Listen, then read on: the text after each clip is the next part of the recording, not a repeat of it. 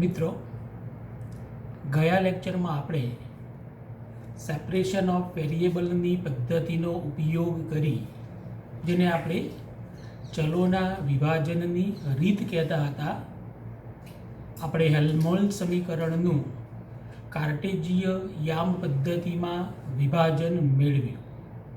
ત્યાં આપણે જોઈ શક્યા કે આપણી પાસે એક જ વિકલ સમીકરણ હતું, આંશિક વિકલ સમીકરણ હતું, જે જુદા જુદા ત્રણ ચલ એક્સ, વાય અને ઝેડ પર આધારિત હતું, જેનું વિભાજન કરી આપણે તેને ત્રણ જુદા જુદા સમીકરણ કે જે દરેક સમીકરણ માત્ર ને માત્ર જે તે ચલ પર આધારિત હતું તેમાં રૂપાંતરિત કરી શક્યા.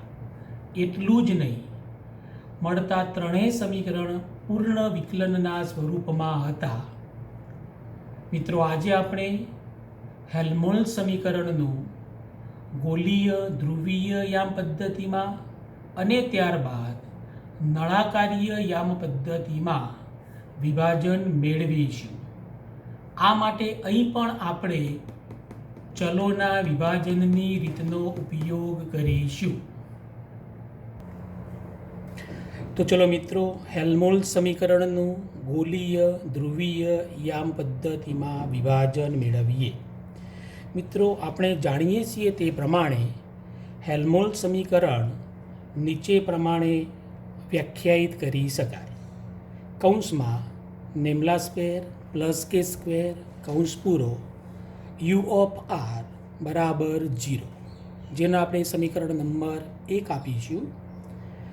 હવે મિત્રો, ગોલીય ધ્રુવીય યામ પદ્ધતિ, જેને અંગ્રેજીમાં સ્પેરિકલ પોલાર કોઓર્ડિનેટ કહેવાય, કે જે આર, થીટા અને ફાઈ ચલો ધરાવે છે, આ યામ પદ્ધતિમાં લાપ્લાસિયન કારક નેમલા સ્ક્વેર નીચે પ્રમાણે વ્યાખ્યાયિત કરવામાં આવે છે.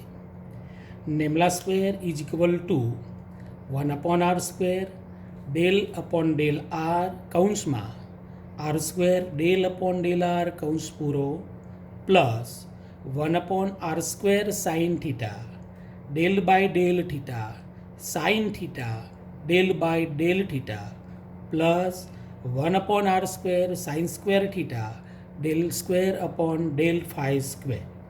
મિત્રો, નેમલા સ્ક્વેરની આ કિંમત સમીકરણ 1માં મૂકીએ તો મળતું સમીકરણ નીચે પ્રમાણે તૈયાર થાય.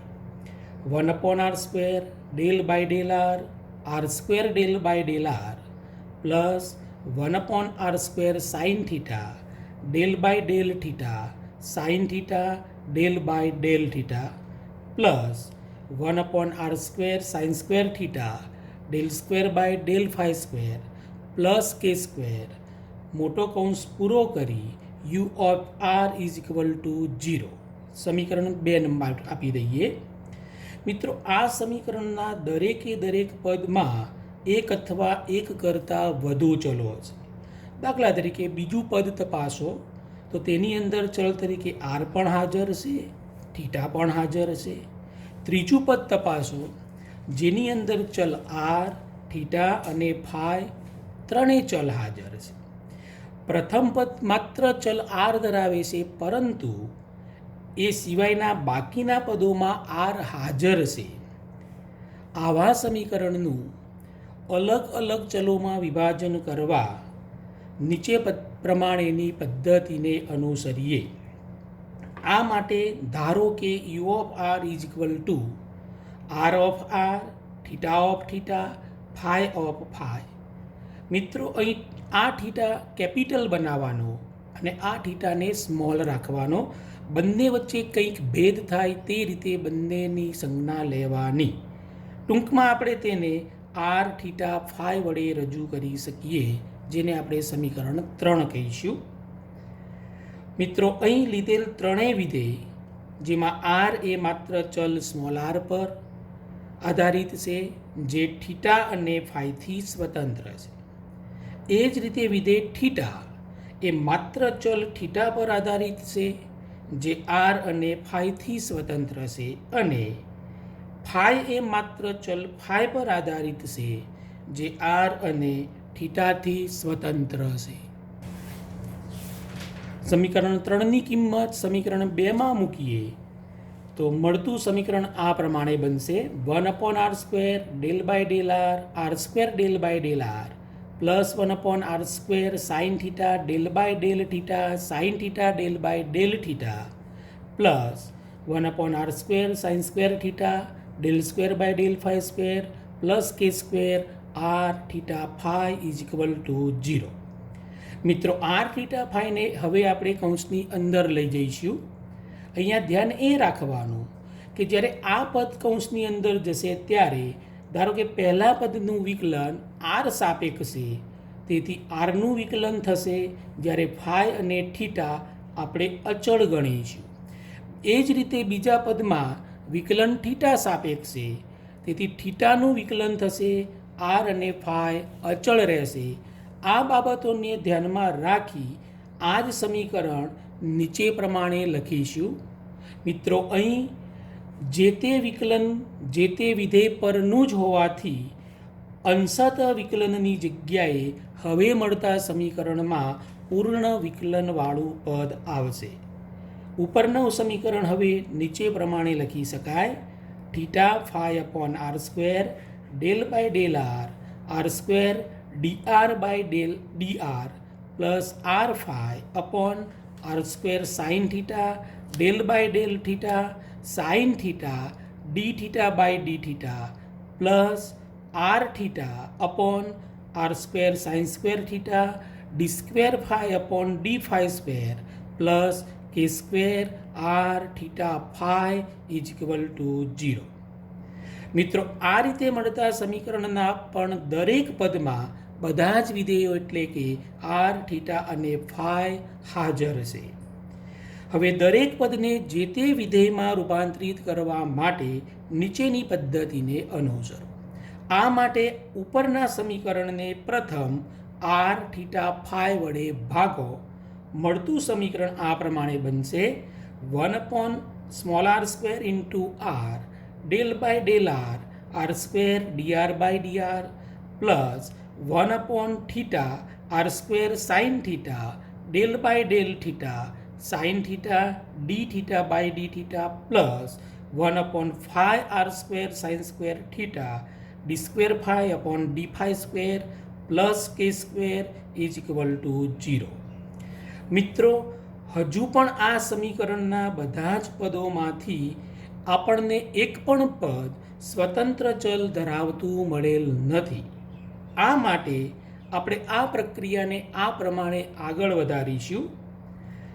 આ માટે ઉપરના સમીકરણને આપણે r² સાઇન સ્ક્વેર થીટા વડે ગુણીએ તો આ સમીકરણ આ પ્રમાણે બનશે: sine square theta upon R del by del R r² dr by dr plus sine theta upon theta del by del theta sine theta D theta by D theta plus 1/φ D square phi by D phi square plus કે square r² sine theta is equal to 0. મિત્રો છેલ્લે આપણે જે સમીકરણ મેળવ્યું આ સમીકરણમાં ચલ ફાઈ વાળું પદ સ્વતંત્ર છે, એટલે કે અહીં એક જ પદમાં ચલ ફાઈ છે, જ્યારે સમીકરણના બાકીના બધા જ પદ ચલ ફાઈથી સ્વતંત્ર છે, એટલે કે બાકીના પદોમાં ચલ ફાઈ નથી.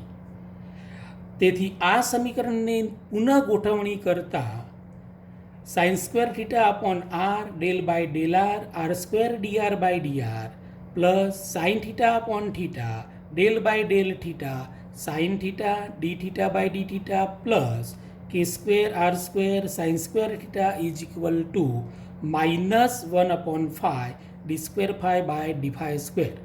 મિત્રો અહીં આપણે ઉપરના સમીકરણમાંથી માત્ર આ જ પદને બરાબરની જમણી બાજુ લાવ્યા છીએ.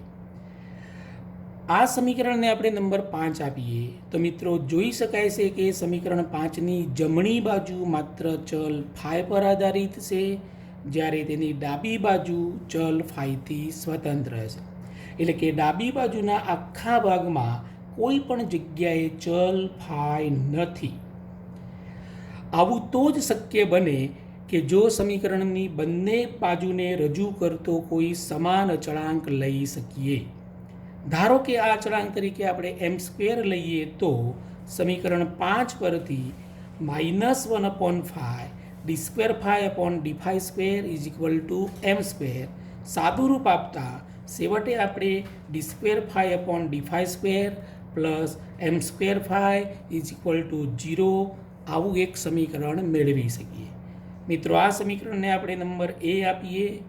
આ સમીકરણ એ ફાય ચલ માટેનું સ્વતંત્ર સમીકરણ છે. વળી આપણે આ m² અચળાંકની કિંમત સમીકરણ 5માં મૂકતા sin²θ/r del/r r² dr/dr plus sin θ/θ del/θ sin θ dθ/dθ plus k² r² sin² m². આ સમીકરણનું વિભાજન મેળવવા માટે તેના દરેક પદને sin² વડે ભાગો.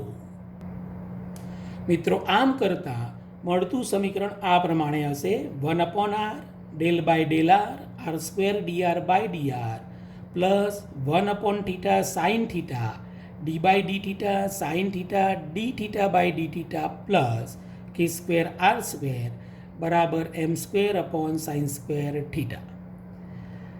ચલો મિત્રો, આ સમીકરણમાં આપણે r ચલવાળા પદોને એક બાજુ જ્યારે બાકીના પદોને બીજી બાજુ લખી દઈએ. તેથી આ રીતે સમીકરણ બનશે: 1/r del/r r² dr/dr plus k² r² m²/sin²θ minus 1/θ sin θ del/θ sin θ dθ/dθ. મિત્રો, આને આપણે સમીકરણ 6 કહીએ. મિત્રો, સમીકરણ 6માં જમણી બાજુનું પદ માત્ર ચલ થીટા પર જ આધારિત છે, જે આરથી સ્વતંત્ર છે, જ્યારે ડાબી બાજુનું પદ એ માત્ર ચલ આર પર આધારિત છે, જે થીટાથી સ્વતંત્ર છે. એટલે કે આ ભાગમાં થીટાવાળું પદ નથી, આ ભાગમાં આરવાળું પદ નથી. આ તો જ શક્ય બને કે જો આપણે આ બંને પદો માટે સમાન અચળાંક ધારો કે લેમડા લઈ શકીએ.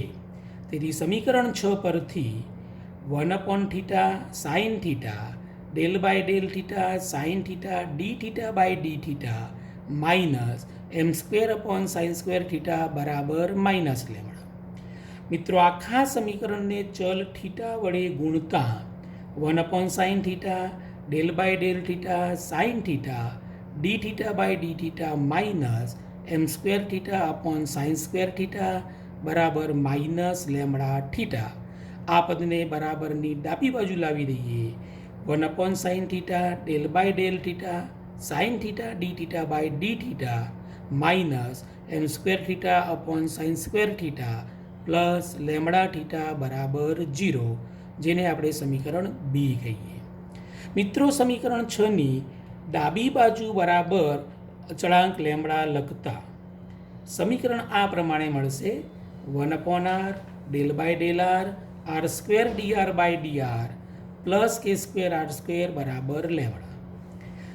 સમીકરણના દરેક પદને r વડે ગુણતા del/r r² dr/dr plus k² r² r બરાબર લેમડા r. Therefore, del/r કૌંસમાં r² dr/dr plus k² r² r minus lambda r બરાબર 0. આ બંને પદમાંથી r સામાન્ય કાઢતા અને આ બંનેનું ગુણાકારની રીતે વિકલન કરતા પ્રથમ આપણે r² ને અચળ ગણ્યો છે, dr/drનું વિકલન કર્યું છે. ત્યારબાદ dr/dr ને અચળ ગણી r² નું વિકલન 2r કરેલ છે અને આ બંને પદમાંથી r કોમન કાઢી લખેલ છે. આ રીતે આપણને સમીકરણ સી મળશે. મિત્રો, આમ સમીકરણ 2 ને આપણે 3 સ્વતંત્ર ચલ આર થીટા અને ફાઈમાં અનુક્રમે સમીકરણ એ, સમીકરણ બી અને સમીકરણ સી વડે વિભાજિત કરી શકીએ. તો આ હતું હેલ્મહોલ્ટ્ઝ સમીકરણનું ગોલીય ધ્રુવીય યામ પદ્ધતિમાં વિભાજન.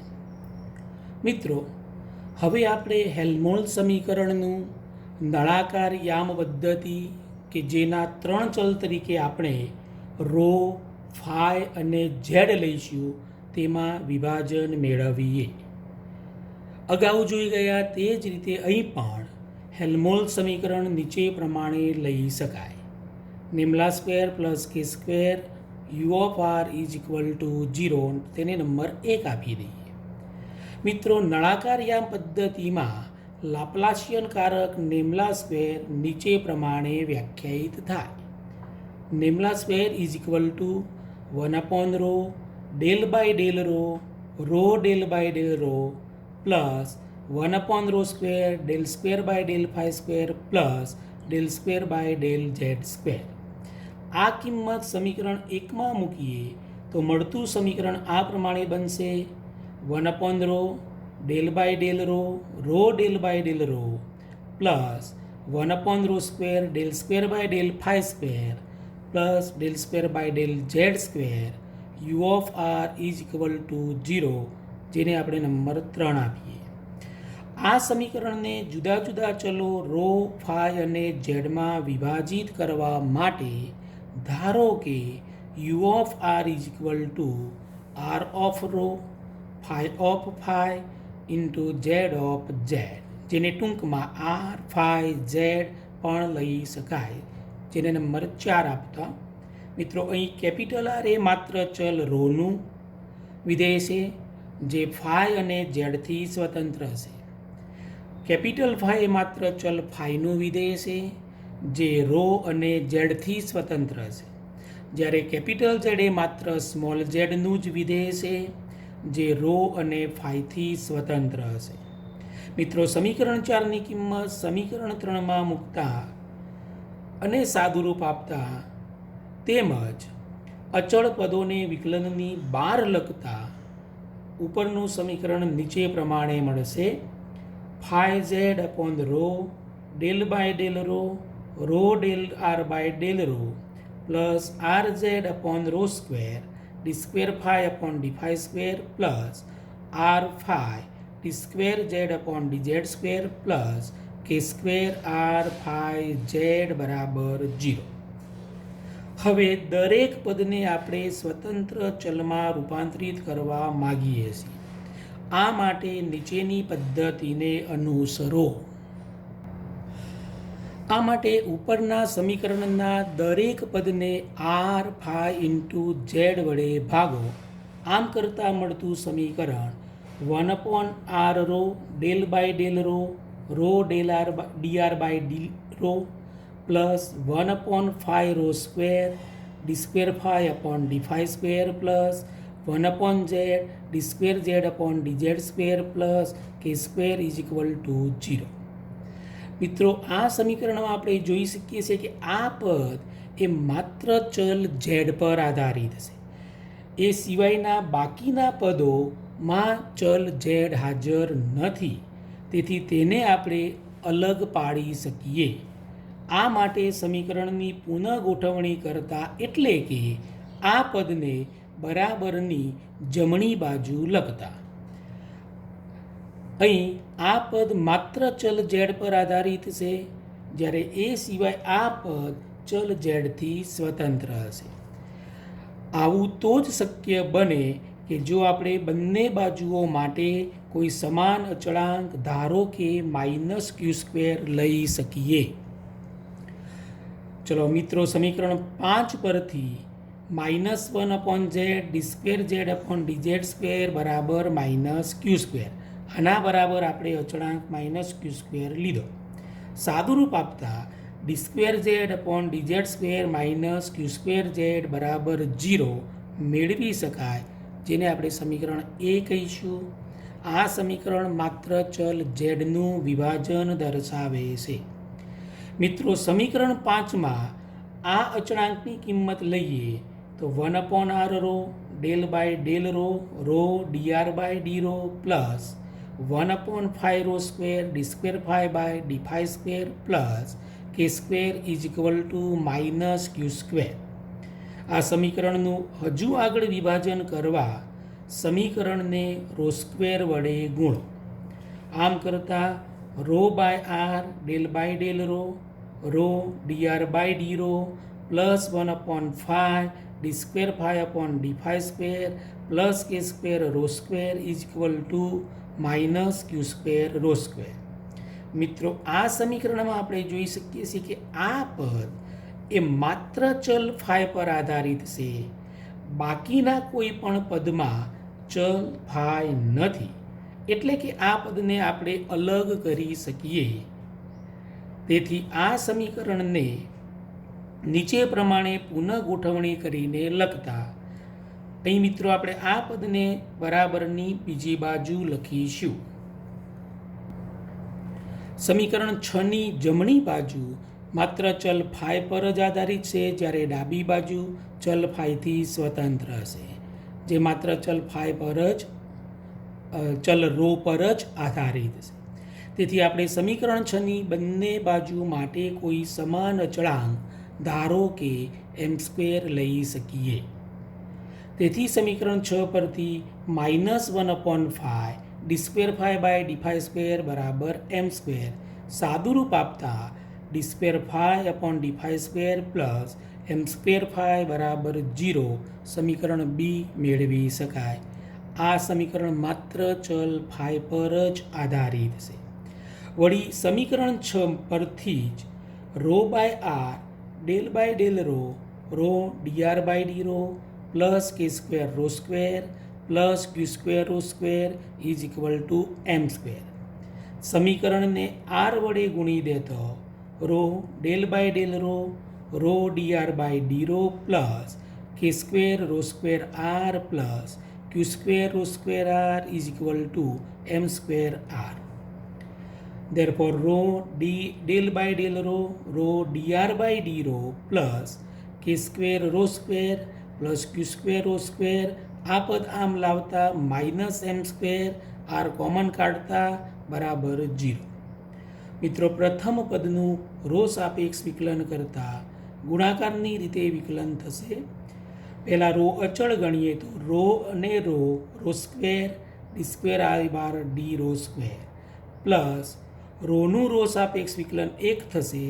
આ રો અહીંયા આવશે dr બાય ડી પ્લસ કે square rho square plus q square rho square -m² r બરાબર 0, જેને આપણે સમીકરણ સી કહીએ.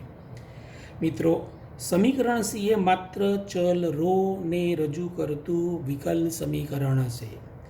મિત્રો, આમ અહીં આપણે સમીકરણ 3 કે જે 3 ચલો રો ફાઈ અને ઝેડ પર આધારિત હતું તેને 3 જુદા જુદા ચલોમાં અનુક્રમે સમીકરણ એ, બી અને સીમાં વિભાજિત કરી શક્યા.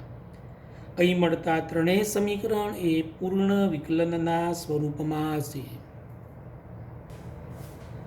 મિત્રો, આ હતું હેલ્મહોલ્ટ્ઝ સમીકરણનું કાર્તેજીય યામ પદ્ધતિ, ગોલીય ધ્રુવીય યામ પદ્ધતિ અને નળાકાર યામ પદ્ધતિમાં ચલોના વિભાજનની રીતે વિભાજન.